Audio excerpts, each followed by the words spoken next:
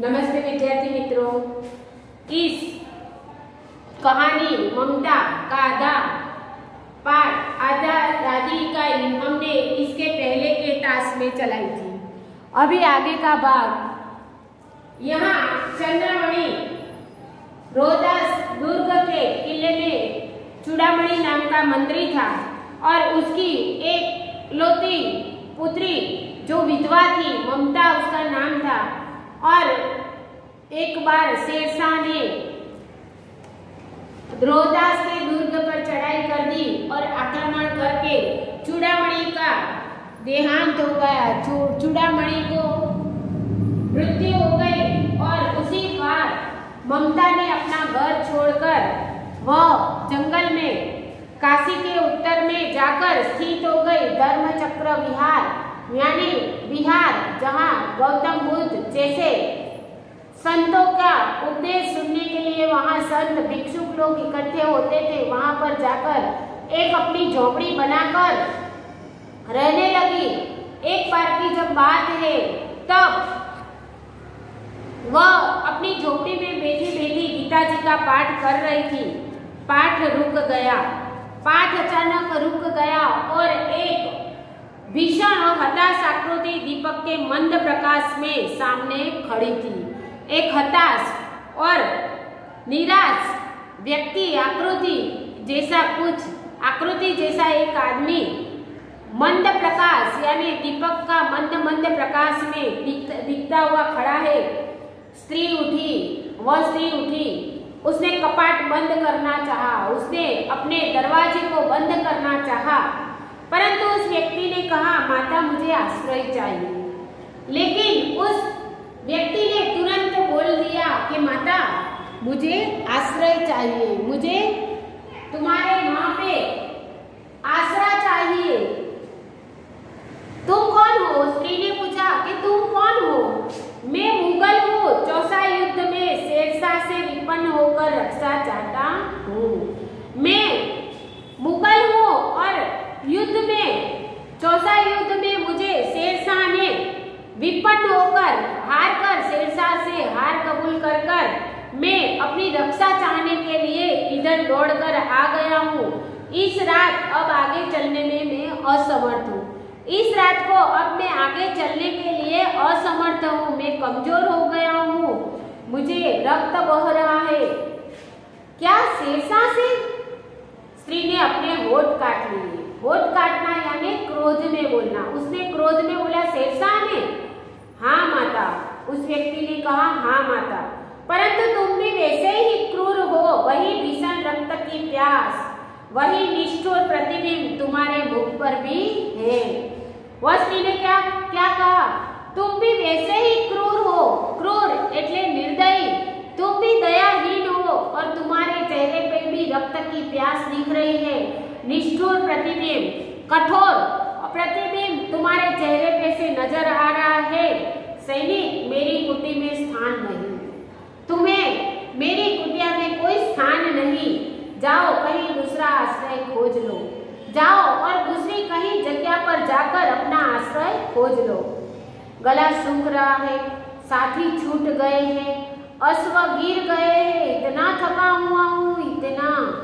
वह मुगल बोल रहा है कि मेरा गला सूख रहा है, मैं बहुत थक गया हूँ, मेरे साथी सब छूट गए हैं और मेरे अश्व, मेरे घोड़े भी सब गिर गए हैं।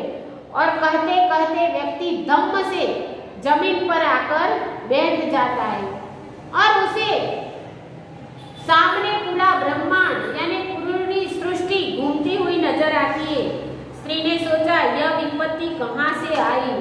हे भगवान! वो स्त्री सोचती है कि आफत मेरे गले कहाँ पड़ी। उसने जल दिया, उसने उस आदमी को जल पिलाया, पानी पिलाया। मुगल के प्राणों की रक्षा हुई। तभी मुगल को थोड़ा जान में जान आई।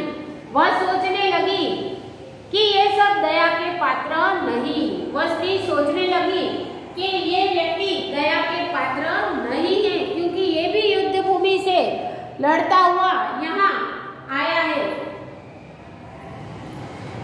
दया के पात्र नहीं, मेरे पिता का वध करने वाले आतताई। मेरे पिता का वध करने वाला अत्याचारी ही था। घृणा से उसका मन विरक्त हो गया, नफरत से उसका मन उस आदमी के से हट गया।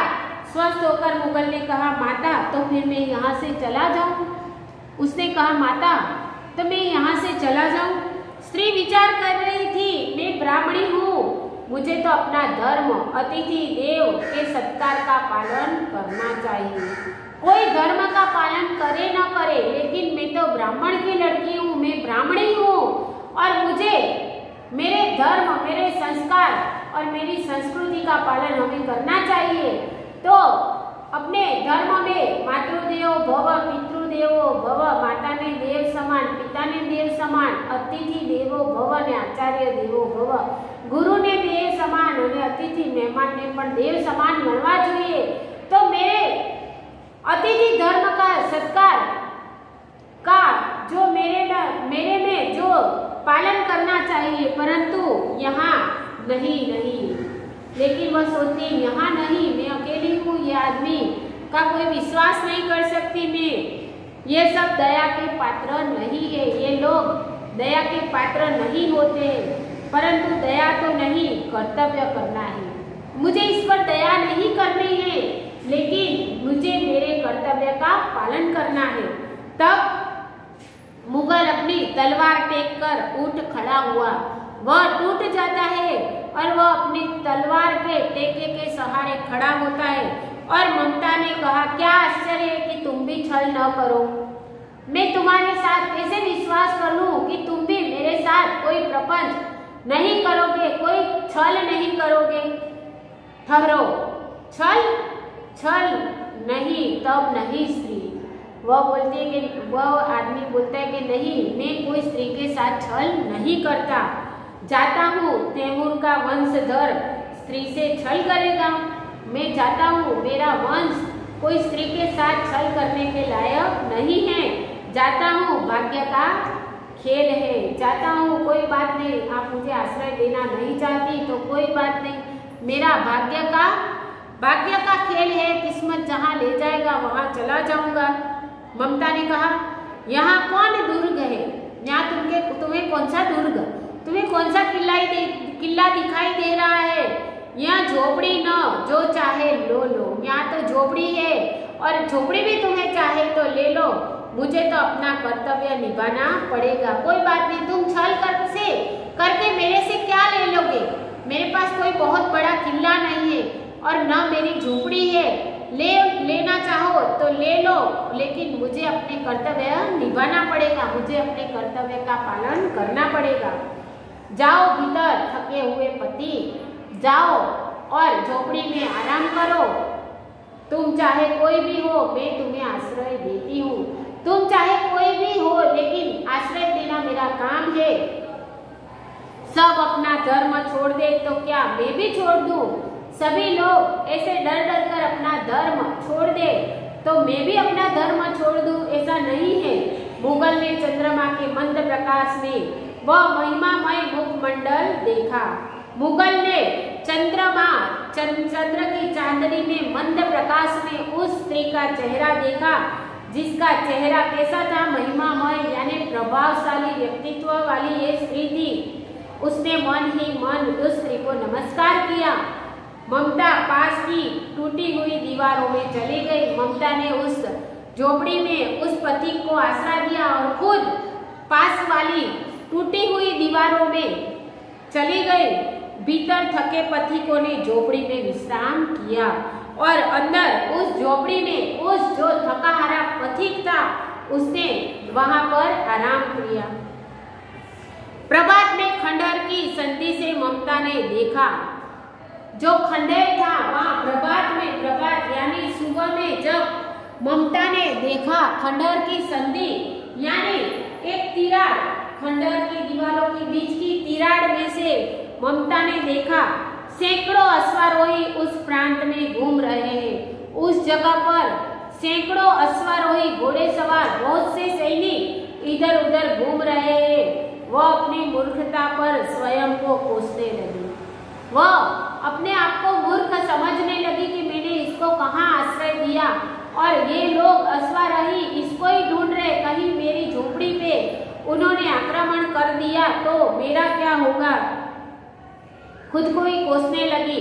एकाएक झोपड़ी से निकलकर उस पथिक ने कहा, मिर्जा मैं यहाँ हूँ। एकाएक झोपड़ी में से वह मुगल बाहर निकला और उसने कहा, मिर्जा मैं यहाँ हूँ। उसने अपने सैनिक से कहा, मिर्जा मैं यहाँ हूँ। शब्द सुनते ही प्रसन्नता की चित्कार ध्वनि से वह प्रांत गूंज उठा।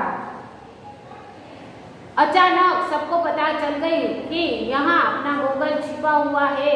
सबने प्रसन्न हो गए और पूरा प्रांत प्रसन्नता से गूंज उठा। ममता अधिक भयभीत हो गई। ममता को ज्यादा डर लग गया कि ये तो एक था, इसके साथ में तो इतने सारे लोग हैं। वह डर गई। पथिक ने कहा, वह स्त्री कहाँ है? वह पथिक ने पूछा कि यहाँ एक स्त्री थी, वो स्त्री कहाँ गई?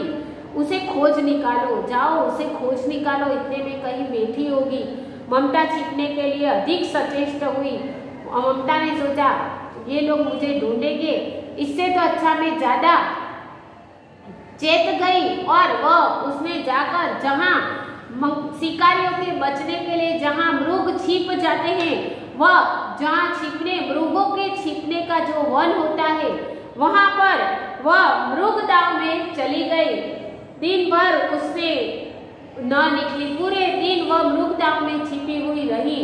संध्या हो गई, शाम हो गई। वे लोग जाने लगे। सब लोग अपने अपने घोड़े सवार होकर सभी लोग जाने लगे। ममता ने सुना, ममता ने धीरे से कान रख के सुना। पथिक घोड़े पर सवार होते हुए कह रहा था, वह जो पथिक आया था वह अपने घोड़े पर सवार होते हुए अपने मिर्जा से कह रहा था, मिर्जा उस स्त्री को मैं कुछ दे न सका, उसने मुझे आसरा दिया, लेकिन उस स्त्री को मैं कुछ भी नहीं दे सका। उसका घर बनवा देना, क्योंकि मैंने विपत्ति में यहाँ विश्राम पाया था। उसको बहुत बड़ा यहाँ घर बनाकर देना, क्योंकि वो स्त्री तो आएगी, अपने चले जाएंगे तो। मेरे को उसने विपत्ति में, संकट के समय में उसने मुझे आसरा दिया था। यह स्थान भूलना नहीं। अपने मिर्जा को कहता है कि यह जगह को कभी तुम भूलना नहीं। इसके बाद वे वहां से चले गए। चौसा के मुगल पठान युद्ध को बहुत दिन बीत गए। उस बात को बहुत सारे दिन निकल गए और ममता अब 70 वर्ष में वृद्धा है। ममता अब 70 साल की वृद्धा बन गई है। एक दिन वह अपनी झोपड़ी में पड़ी थी। वह एक दिन वृद्धा हो गई थी और वह अपनी झोपड़ी में सोई हुई थी। शीतकाल का प्रभाव था, ठंडे का समय था। उसका जीर्ण यानी उसका जो शरीर जर्जर हो गया था। कंकाल यानी शरीर का ढांचा, उसका जो शरीर था वह हाड़ पिंजर जैसा पतला हो गया था और खांसी से गूंज रहा था। ममता की सेवा के लिए गांव की 2-3 स्त्रियां घेर कर बैठी थी। गांव की 2-3 स्त्रियां ममता को घेर कर बैठी थी, क्योंकि उसकी तबीयत सही नहीं थी। और क्यों स्त्रियां वहां क्यों बैठी थी? क्योंकि ममता ने आजीवन जब तक जीवी तब तक उसने पूरे गांव की लोगों की सुख दुख की सहभागी भी रही थी, लोगों के सुख दुख में काम आती थी। इसीलिए उसके पास में 2-3 स्त्रियां गांव की बैठी हुई थी। ममता ने जल पीना चाहा। ममता ने पानी का इशारा करा, मुझे पानी पिलाओ। एक स्त्री ने सीपी से जल पिलाया, एक स्त्री ने उसे पानी पिलाया। सहसा एक अश्वारोही उसी झोपड़ी के द्वार पर दिखाई पड़ा। सहसा एकाएक अचानक एक सिपाही, अश्वारोही सिपाही, अश्वारोही अश्व यानी घोड़ा और अश्वारोही यानी घोड़े पे सवार एक सिपाही झोपड़ी के द्वार पर, झोपड़ी के दरवाजे पर आकर दिखाई दिया। वह अपनी धुन में कहने लगा। वह झोपड़ी में, उसको पता नहीं है कि अंदर कोई है। वह झोपड़ी के आसपास आकर अपनी धुन में कहने लगा, मिर्जा ने जो चित्र बनाकर दिया है वह तो इसी जगह का होना चाहिए। मिर्जा ने मुझे जो चित्र बनाकर यहाँ मकान बनाने के लिए मुझे भेजा है, जो चित्र बनाकर दिया है, वो तो इसी जगह जैसा दिख रहा है। वह बुढ़िया मर गई होगी, क्या पता इस झोपड़ी में वो बुढ़िया रहती थी वो भी मर गई होगी। अब किससे पूछूं कि एक दिन शहंशाह हुमायूं किस छप्पर के नीचे बैठे थे। एक दिन रात को शहंशाह हुमायूं था, बादशाह ने कौन सी छप्पर के नीचे कौन सी झोपड़ी में वो उन्होंने रात निकाली थी। यह घटना तो 47 वर्ष के ऊपर की हो गई। यह घटना तो पूरी 47 वर्ष के ऊपर की हो गई है। ममता ने अपने विकल कानों से सुना। उसने पास की स्त्री से कहा, उसे बुलाओ। ममता ने धीरे धीरे आवाज में कुछ सुनाई दिया।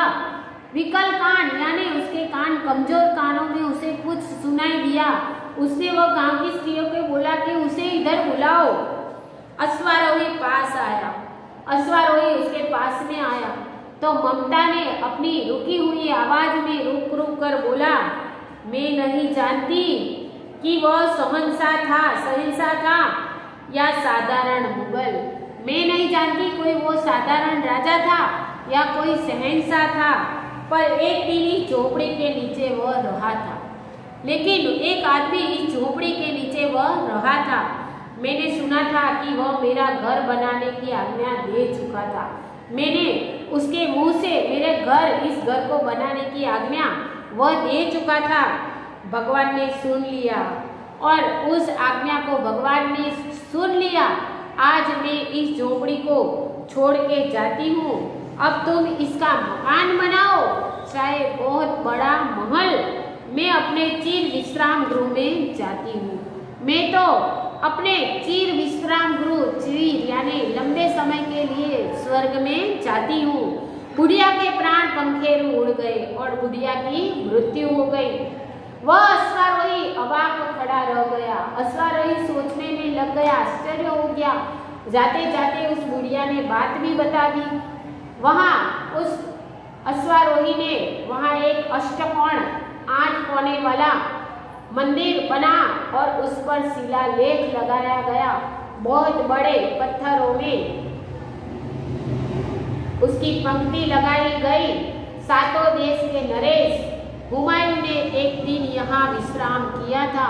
वहाँ पे लेख लिखा कर लगाया गया कि 7 देश का नरेश यानी बहुत बड़ा राजा हुमायूं एक दिन इसी जगह पर एक रात छुप कर रहा था।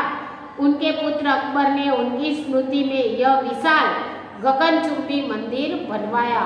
उसका पुत्र अकबर ने उसके पिता की याद में उनकी स्मृति में यह बहुत गगनचुंबी, गगन यानी आकाश को चूमने वाली बहुत बड़ा मंदिर बनवाया। उस पर उसमें ममता का कहीं नाम न था। लेकिन उस मंदिर पर कहीं ममता का नाम नहीं था। यहाँ आपकी यह इकाई पूर्ण होती है। इस पाठ से हमें यही सीख मिलती है कि कई लोगों की आदत होती है काम थोड़ा करते हैं और अपना नाम बड़ा करते, जबकि ममता ने नाम बड़ा किया था। उसने उसको अतिथि देवों की भावना, उसने अपने धर्म को नहीं छोड़ा, अपने कर्तव्य को नहीं छोड़ा, लेकिन उसने अपना नाम कहीं लिखवाया नहीं। इसी तरह यहाँ आपकी यह इकाई पूर्ण होती है। आपको अपने विषय की नोट में शब्दार्थ लिखना है, अनुवाद अपने अनुलेखन की नोट में लिखना है, अभ्यास और स्वाध्याय विषय की नोट में स्वच्छ और सुंदर अक्षर से लिखना है। तब तक के लिए मैं रजा लेती हूँ। Bye bye.